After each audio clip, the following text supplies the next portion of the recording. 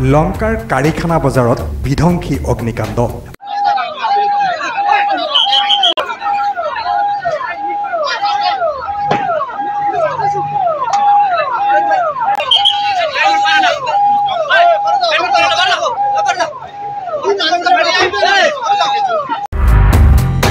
অগ্নিকাণ্ডত ভস্মীভূত এখন কাপোৰৰ দোকান।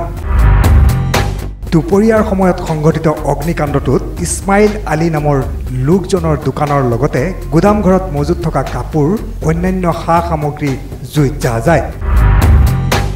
আনুমানিক প্ৰায় ৫০-৬০ লক্ষাধিক টকাৰ ক্ষয়ক্ষতি। বৈদ্যুতিক শ্বৰ্ট চাৰ্কিটৰ পৰা জুইৰ সূত্ৰপাত হোৱাৰ সন্দেহ কৰা হৈছে। স্থানীয় ৰাইজ আৰু অগ্নি নিৰ্বাপক বাহিনীৰ তৎপৰতাত জুই নিৰ্বাপন হোৱাত অধিক ক্ষয়ক্ষতিৰ পৰা ৰক্ষা পৰে অন্য ব্যৱসায়িক প্ৰতিষ্ঠানসমূহ। কি দুপৰীয়া টাইমত দোকান বন্ধ কৰি নিজৰ ঘৰলৈ গৈছে, ঘৰলৈ গৈ ভাত খাই মানে মানুহৰ মুখে শুনা পাইছে ঘৰৰ পৰা যে জুই লাগিছে। ফটাফট আহিছে, আহি দেখে গোটেই দোকানখনত প্ৰায় তাৰ ৫০ৰ পৰা ৬০ লাখ টকাৰ মানে কাপোৰ, গোডাউনতো কাপোৰ আছিল, সন্মুখতো কাপোৰ আছিল আৰু বস্তু বাহানি আৰু কিছু তাৰ ব্যৱসায়ী মানুহটো আৰু কিছু বস্তু আছিল তাত।